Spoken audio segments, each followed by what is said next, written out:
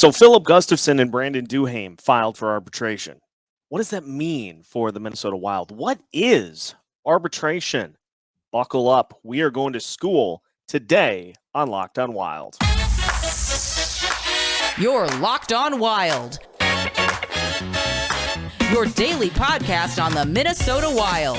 Part of the Locked On Podcast Network. Your team every day.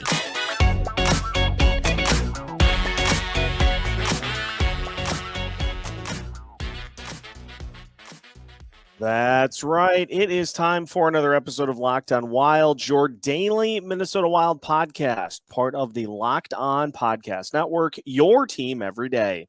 Thank you, as always, for making Locked On Wild your first listen each and every day. If this is your first time tuning into Locked On Wild, we are so glad to have you along for the ride and hope that you stick with us through the rest of the offseason into next year as well. If you're one of the everydayers who tunes into every single episode of Locked On Wild, we are glad to have you back. Today's episode of Locked On Wild is brought to you by FanDuel Sportsbook, official sportsbook of Locked On. Make every moment more. Visit FanDuel.com/LockedOn today to get started. On today's episode of Locked On Wild, we go to school with Salary Arbitration 101. We will get to the bottom of what the filings for Filip Gustavsson and Brandon Duhaime mean, and we will simulate the cases for and against both players should they go to an actual hearing. My name is Seth Topol, your daily Minnesota Wild insider, and arbitration is the buzzword for today's show, as we'll be talking all about what the heck salary arbitration actually is, because Brandon Duhaime and Filip Gustavsson both filed for salary arbitration earlier today. And so it makes sense to try to figure out exactly what it means as both players continue to just kind of float in limbo with their contract status coming up before the start of the season. So let's get down to, first off, what exactly salary arbitration is. Well, the easiest way to describe it is an expedited process to try to assist teams, A in this case, and players, B in this case, to meet in the middle. What ends up happening is that when a player files for arbitration, they essentially start a countdown clock, and players can file as many times as they are eligible. Teams can only take players to arbitration once. And what happens if you go to arbitration is there is a neutral third party that sets a hearing date, and you essentially plead your case as to why you, the team, thinks a player is worth salary A, and you, the player, think that you are worth salary B. Now, this sounds familiar, doesn't it? Because this happened with Kevin Fiala 2 years ago, and there was a little bit of a gap between both sides as Fiala came in looking for $6.25 million, and the Wild countered with $4 million. Now, there were a couple of different instances of how things could have played out for Fiala with the Wild, is because at the time of the filing, Fiala was 2 seasons away from becoming an unrestricted free agent. So he had that season, going into that season as a restricted free agent, and then would have been a restricted free agent the following season as well. So what could have happened is that the Wild could have elected to, depending on the results, offer him a 1 or a 2-year deal. So let's say Fiala files for 6.25 and the Wild filed for 4, and the arbiter ruled that Fiala's worth was 5.5. The Wild could have elected at that point to sign him to a 1-year deal or a 2-year deal to take him up to the time at which he becomes an unrestricted free agent. You'll remember, though, that situation with Fiala never actually got to arbitration.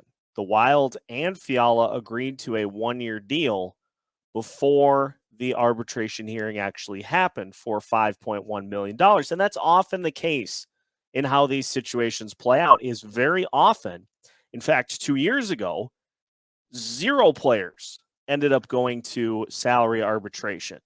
Every single one was able to work out a deal with their team before the actual hearing. And so that often is the result, is that this is a way to kind of speed up the clock into getting those negotiations going, because that really is kind of the last resort in a way for this to be resolved. And what it does is it helps prevent these situations from dragging into, for instance, the NFL, these contract situations dragging all the way through training camp. How often do we see it in the NFL where a player holds out because they're not happy with their contract situation or this or that, and they end up missing the entirety of training camp, and then all of a sudden they come in with a flashy new deal because the team said, we'd really like to have you here. Or the player got fined for missing team activities and eventually said, yeah, I'll take the deal. Arbitration exists to prevent those outcomes from happening. Now, it is interesting as well, because you can't, in your filing, you can't just throw everything out there on display.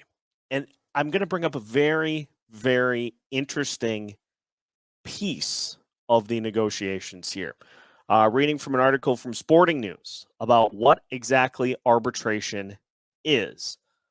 And so let's just back up slightly. Players can file for salary arbitration in addition to teams electing to take a player to arbitration. Once that is filed, a hearing date will be determined during a 2-week span, but the two sides can continue to negotiate and come up with a new contract before the hearing. For example, in 2021, every player that filed for arbitration settled before their hearing, according to Cap Friendly. Both the player and the team present a salary for the upcoming season to a neutral third party. The two sides will argue their case to the arbitrator. The evidence that is allowed to be presented during these hearings includes a player's performance and statistics, injury history, length of service, leadership qualities, and contribution to the team's results. That is allowed. What is not allowed, teams or players cannot use other players' salaries or the state of the team's cap situation during these discussions. The arbitrator determines what the salary should be for the player, which must come no more than 48 hours after the hearing has concluded. If a team elects to decline the decision made by the arbitrator, then the player becomes an unrestricted free agent and they can sign with any team. Also of note, a player can only be taken to arbitration once in his career and can never receive less than 85% of his salary from the previous season. A player can request arbitration as many times as they are eligible and can ask for any amount of salary. Now, the other note with this is, how is it determined who can file? Players 18 to 20 must have 4 years of NHL experience before they are eligible. Someone that is 21 must have 3. A player 22 to 23 years old must have 2. And a player 24 or older must have 1 year of experience. A player earns a year of NHL experience by playing in at least 10 NHL contests. So those are the factors that you can use to determine whether or not a player goes to arbitration. And interesting enough, as we mentioned, the factors that cannot weigh in to an arbitration hearing include other players in similar skill sets and the overall team financial salary cap situation.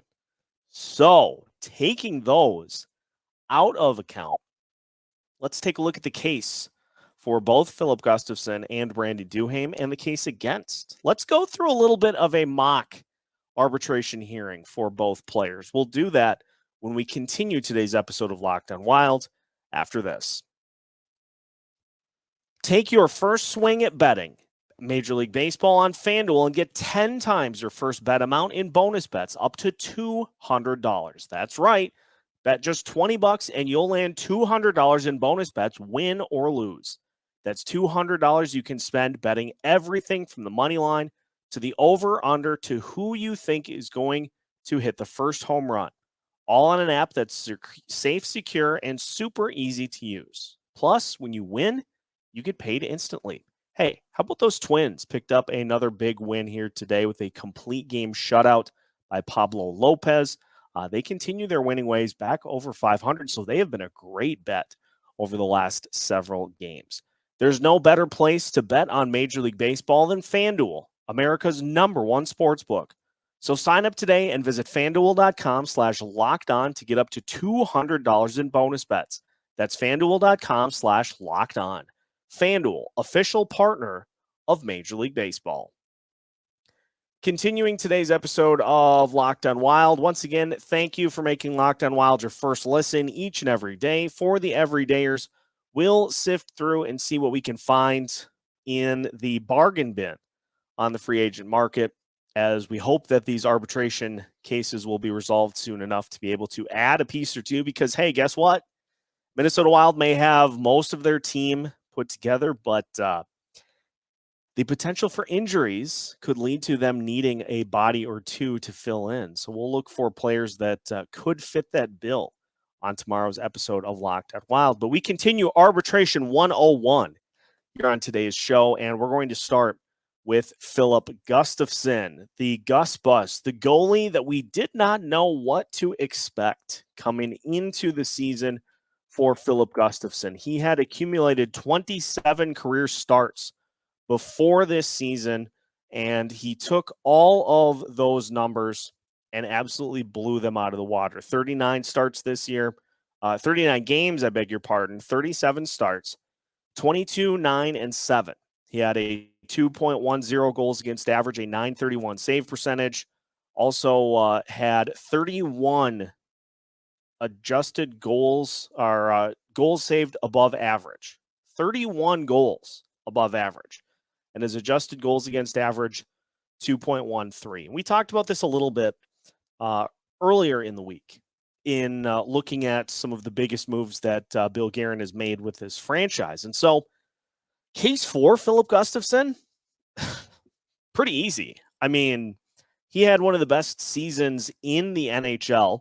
Somehow, I still don't understand how he didn't get more Vezina consideration.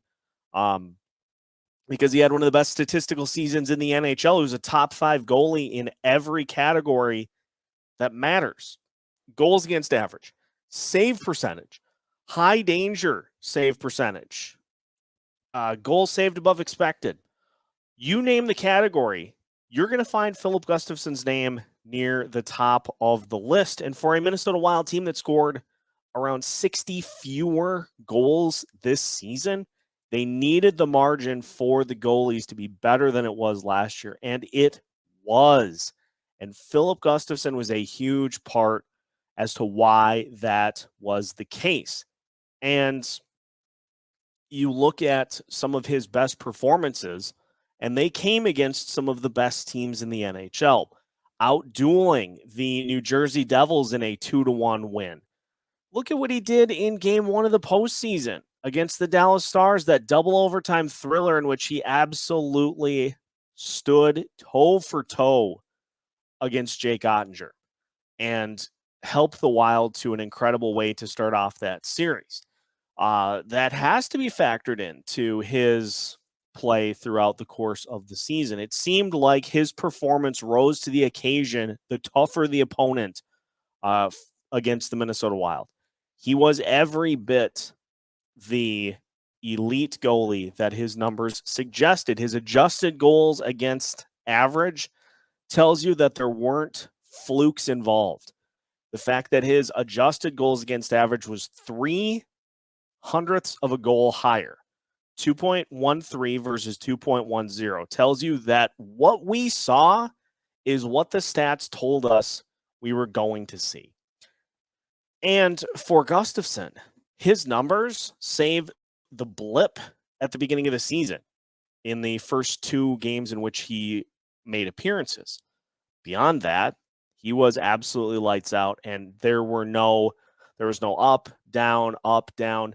He was nails in a very, very high capacity throughout the entirety of the season. And so, pretty easy case for Filip Gustavsson to go high here. Now, the number that has been thrown around for these negotiations is somewhere in the range of $3 million.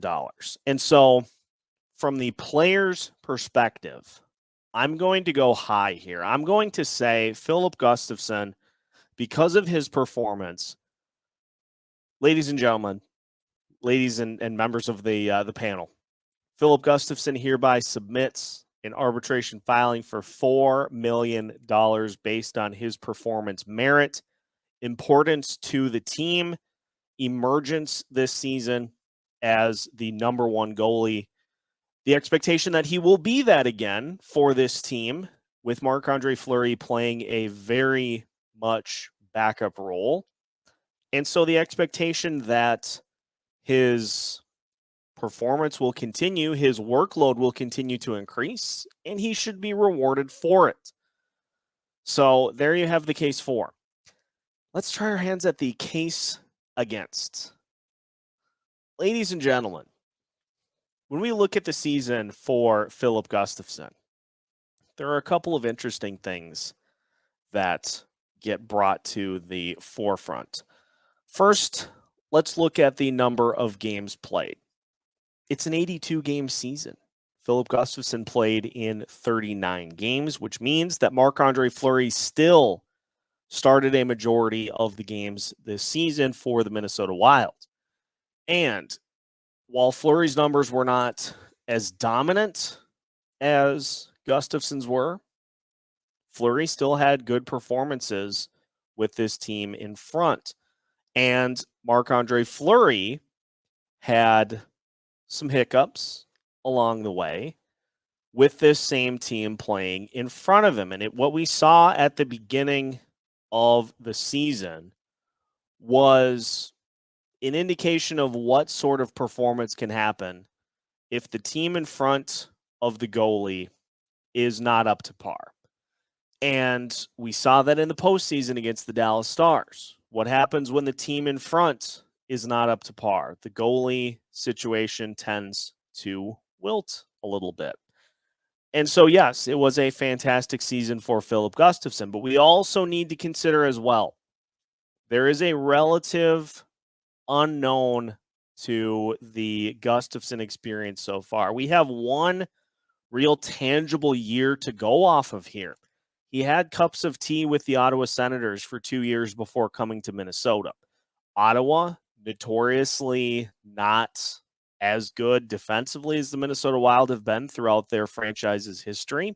And so Gustafsson's numbers did not look particularly good, save good stretches here and there when he had Ottawa in front of him. So it's not a surprise that his numbers improved when he was put behind the Wild's D-core and a group of forwards that plays decently good defense as well. We've seen it with we saw it with Marc-Andre Fleury when he came to Minnesota. His performance improved with that group in front. And so you look at a guy who had a very, very good team in front of him and was part of that team approach, and a guy who as of yet has not made the number 1 goalie amount of starts. We submit to the arbitration panel $2.85 million. Now, I got to say, I did a lot of that right off the top of my head, and I have to say that I made, in my estimation, a much more compelling case for Gustafson than against, because honestly, at this point, those are the two, I think, main things that weigh into this if it does go to arbitration. The Gustafson side is going to point to what he did this season and how he was all season one of the best goalies in the NHL. And that's a valid sticking point for them. A valid point. Top goalies should be rewarded financially. Minnesota Wilds are going to counter with, he did it once. Is he going to perform at that same level for another season with a higher workload, being the guy? So, do they meet in the middle? From the sounds of it, earlier this offseason, Michael Russo, in a recent appearance on KFAN, said that it seemed like there was maybe the team was looking at around 3.1 for a shorter term deal, like a 1-year deal, and 3.4 annually for like a 2 or 3-year deal. And that seems to be the disconnect is, there's the 1-year option, there's the 3-year option, and it's going to, arbitration filing is going to help get this sped up so that this can be taken care of, whatever ends up being done. Now, honestly, moving this to the end of the high point of the Parise and Suter cap hits, moving this to that point makes some sense, because then you'll definitely know what you have in Jesper Wallstedt to when he is ready to come up and be the number one guy. But then you also lose a lot of leverage in the situation if Wallstedt ends up showing that he is ready to do it, and you determine that you don't necessarily need 2 bona fide number one guys, and you can try to trade Gustafson for some assets. If you sign him to a 2-year deal to the end of his restricted free agent period, you lose all that leverage, because then you're probably trading him at the trade deadline and you're not going to get a huge return for him. So that, I think, is where the 3-year deal comes into play. And that, I think, is the one that the Wild are hoping for, because it allows them opportunity to see if Filip Gustavsson is legit, if he's able to do this for more than just a 1-year sample size. And then at that case, if he's with the team this year, you've got him and Fleury. Fleury then retires. Wallstedt comes up as the backup next season. You can go with Gustafson as the 1A, Wallstedt as the 1B. And if Wallsted's ready to do it at that point, then Gustafson's going to fetch whatever the price would be for a goalie at that point. That is how I see this. That is what I see as the hope here is for the Wild. His best case scenario for them would be a 3-year deal with the option to then trade Gustafson after he's put a couple of solid seasons together and Wallstedt is ready. And for Gustafson, from his perspective, he may want to kind of force the Wild's hand early, knowing that they have Wallstedt in the wings, waiting in the wings. That's likely the route that they want to go, is to try to force things a little earlier so that they can maximize the opportunity for Gustafson to go be the guy somewhere if it's not going to be here. So we're going to get resolution now that this has happened. And so it's just a matter of when. But I would imagine that this will hopefully expedite the process. It is interesting of the two. We'll talk about Brandon Duhaime to finish the show. It is interesting that this one seems to be the one causing all the problems, because that's what you'd expect with the stud goalie, as opposed to a spark plug guy that's a bottom 6 player is an important one, but is a bottom 6 player. And so let's flip the page from Filip Gustavsson to Brandon Duhaime. We'll do that as we finish today's episode of Locked On Wild after this. Final segment of today's episode of Locked On Wild. Once again, thank you for making Locked On Wild your first listen each and every day. Make sure to take the opportunity to subscribe on YouTube and your favorite podcast platforms so you don't miss out on any of our episodes throughout the course of the week. Let's take a look at the case for and against Brandon Duhaime in his salary arbitration filings. Now, I will say before we do this, I don't really think there is even a marginal chance that Duhaime goes to arbitration. Because as Joe Smith and Michael Russo wrote about earlier today, the Duhaime camp had some positive discussions with Bill Guerin towards a contract. I think they're just waiting for the Gustafson thing to play out, or were. And now that this situation has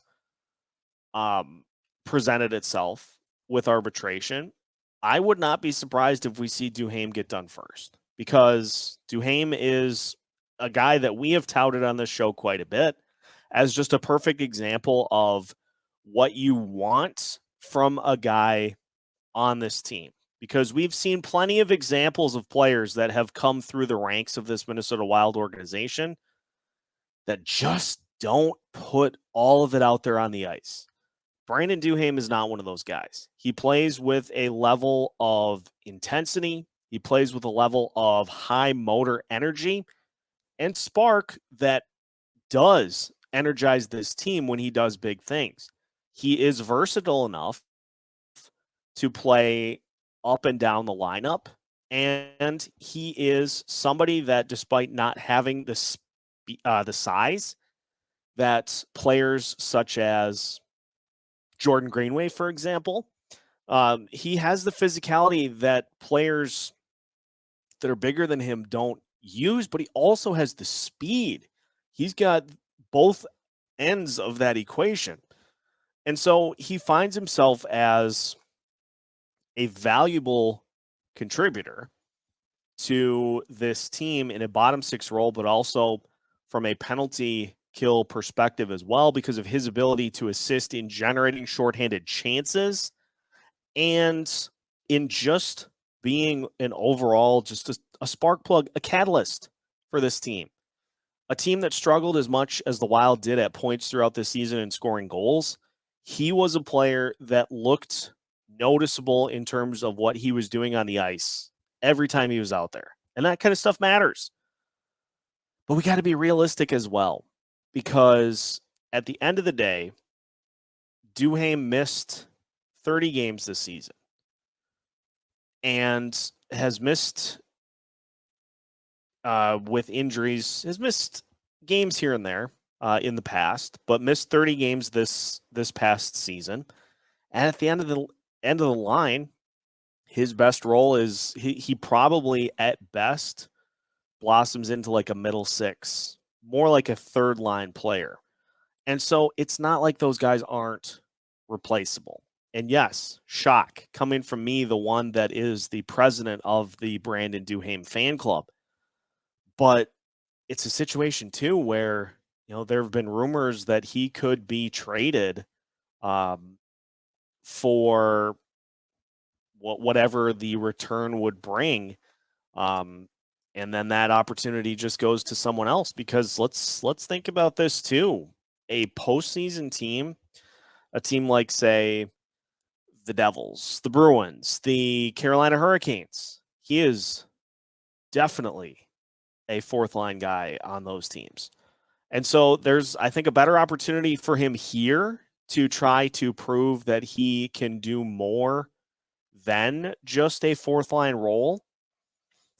And so all that considered in, I don't know if I'm even going to do a case for and against, because I don't see there being any way that this goes to arbitration. You're talking about a fourth line guy that is probably going to settle somewhere around $1.5 million.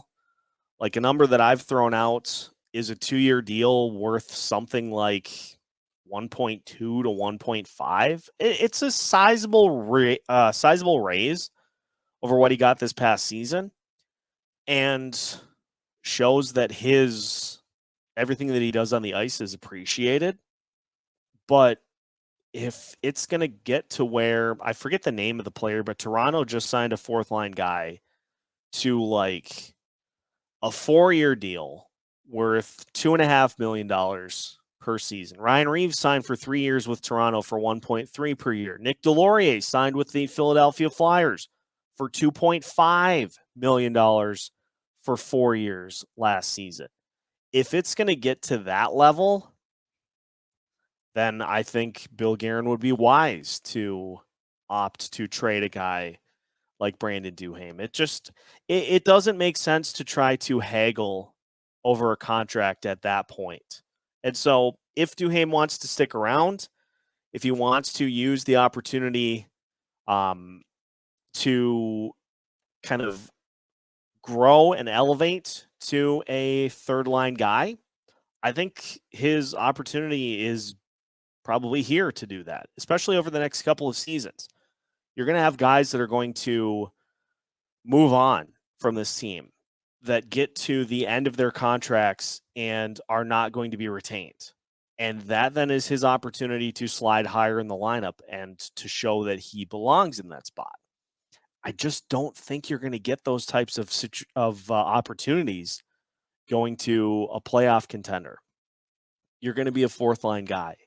And so I think the opportunity is better here. But if you're looking for more money, that is going to have to come elsewhere. So hopefully this helps kind of dispel the entire arbitration process, because for me, even as well, I'm still getting the hang of how all this works, because I just have seen how this plays out in Major League Baseball, and it's exhausting. So glad to know that it's a little more successful here in the NHL. And so now we will see, because as I said at the top of the show, the clock has now started to tick. And so there is going to be resolution on these situations before too long. And we'll see which route either decide to go. But that will do it for today's episode of Locked On Wild. Again, thank you for tuning in. If it's your first time tuning into Locked On Wild, we thank you for choosing Locked On Wild here today, and hope you stick with us through the rest of the offseason. If you're one of the everydayers who tunes in each and every day of the week, we thank you for your support throughout the last couple of years, and we are happy to bring you more Locked On Wild content through the rest of the offseason into next year as well. Make sure to subscribe on YouTube.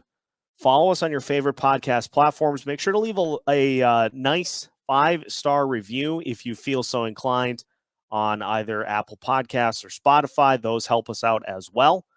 All in all, make sure that you follow along with Locked On Wild through the rest of the offseason into next year as well. We have new episodes every Monday through Friday as part of the Locked On Podcast Network.